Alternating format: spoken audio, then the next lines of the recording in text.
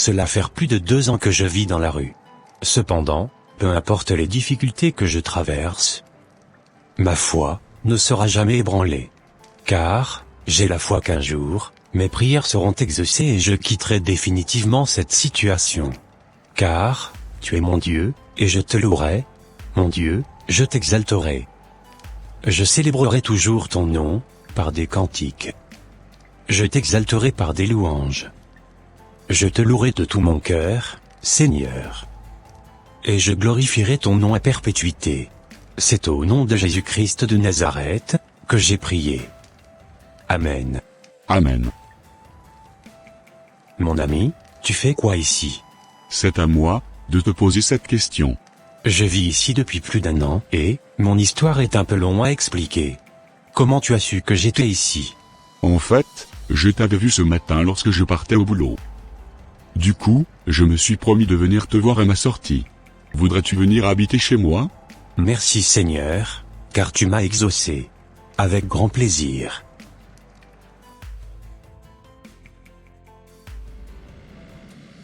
Je passais par là tous les jours. Par contre, je ne savais pas que c'était toi que je voyais. Bizarrement, c'est aujourd'hui que je me suis rendu compte que c'était toi qui étais là. Gloire à Dieu. J'ai une pièce, vide, chez moi, que tu pourras habiter.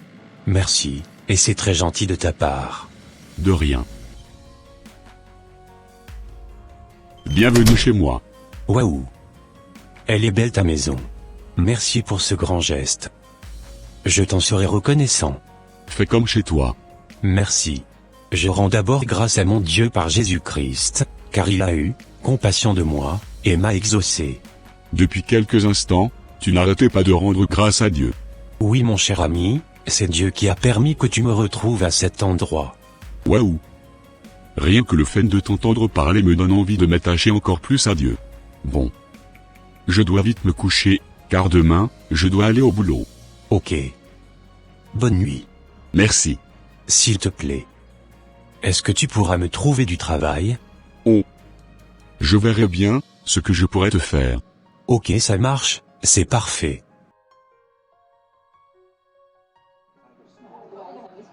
Alors, pourquoi m'as-tu invité ici aujourd'hui? Si je t'ai invité aujourd'hui, c'est pour t'annoncer que Dieu a encore exaucé tes prières. Ah ouais? Bien sûr mon frère.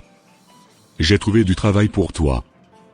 Car l'entreprise dans laquelle je travaille, le chef m'avait demandé récemment si je connaissais quelqu'un qui pourrait effectuer des petites tâches au sein de l'entreprise. Et je lui ai répondu, oui, que je connaissais quelqu'un qui pourrait bien effectuer ces boulots. Merci Seigneur, car tu n'arrêtes pas de me surprendre. Je m'attacherai encore beaucoup plus à toi. Je n'ai jamais vu une personne aussi déterminée dans le Seigneur comme toi.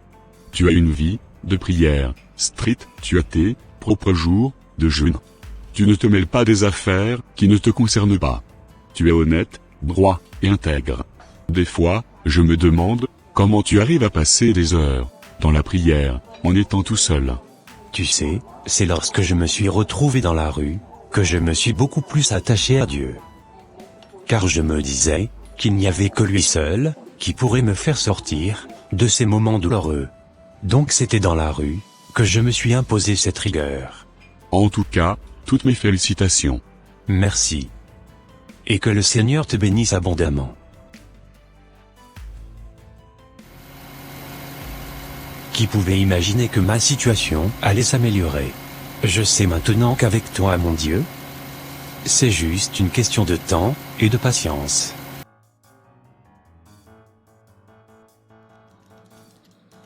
Salut, collègue. Salut. Salut cher collègue. Salut. Je tenais à te féliciter pour ton travail. Cela prouve réellement que tu es motivé. Oui, j'aime mon travail. Je t'apprécie plus que tous les autres. Merci. Tu es aussi une bonne chef d'équipe. Tu as plusieurs qualités que j'aime. N'as-tu pas remarqué que l'autre fille s'habille comme une vieille? Non, je ne l'ai pas remarqué. J'ai d'autres qualités que tu ne connais peut-être pas. Quelles sont ces qualités? Tu peux peut-être me trouver bizarre. Cependant, je suis une femme très orgueilleuse et hautaine. Des fois il m'arrive de mentir à mon compagnon pour lui soutirer quelques billets de banque. Et ce dernier ne se doute absolument de rien. Ton mensonge passe comme une lettre à la poste alors? Exactement. J'aime bien lui faire du mal. Je l'excite aussi, à avoir des querelles, avec ses frères. Tu as de très belles qualités. Merci. Au moins, toi tu me comprends. Si ça aurait été certaines personnes, ils m'auraient blâmé. En disant que, j'étais une mauvaise fille. Bon, remettons-nous au travail. D'accord.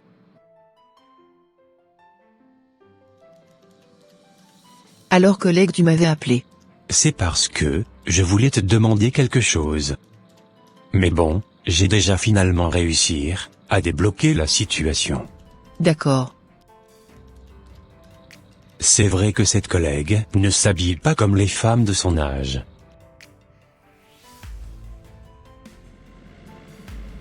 Waouh! C'est incroyable. Ce que je viens de voir aujourd'hui. Salut mon ami. Salut. Alors quoi de neuf? Je ne te reconnais plus. Comment ça? Qu'ai-je faire? J'avais entendu la conversation que tu avais eue avec notre chef d'équipe. Ce qui m'avait choqué, c'était ta réaction. As-tu oublié, aujourd'hui, que tu es un chrétien? Comment un chrétien peut parler de la sorte? Aujourd'hui maintenant, tu valides les mauvaises choses? D'ailleurs, j'avais remarqué que depuis que ta situation s'était améliorée, tu t'étais complètement relâché dans la prière. Tu n'étais plus bouillonnant comme au départ. Je suis ton ami. Et si quelque chose ne va pas, je préfère te le dire. N'as-tu pas remarqué que tu as perdu le zèle de la lecture biblique et de la prière? Au point même de t'asseoir maintenant, en compagnie des moqueurs? N'oublie surtout pas ce verset qui dit: Heureux l'homme qui ne marche pas selon le conseil des méchants, qui ne s'arrête pas sur la voie des pécheurs, et qui ne s'assied pas en compagnie des moqueurs. Il est écrit dans Proverbe 6, versets 16 à 18 ceci. Il y a 6 choses, que est l'Éternel, et même 7, qu'il en a horreur. Les yeux hautains, la langue menteuse. Les mains qui répandent le sang innocent. Le cœur qui médite des projets iniques. Les pieds qui se hâtent de courir au mal. Le faux témoin qui dit des mensonges. Et celui qui excite des querelles entre frères. Notre chef d'équipe a plusieurs de ces choses, dont l'Éternel en a horreur. Et toi, au lieu de lui reprocher ces choses, tu préfères te taire et les apprécier.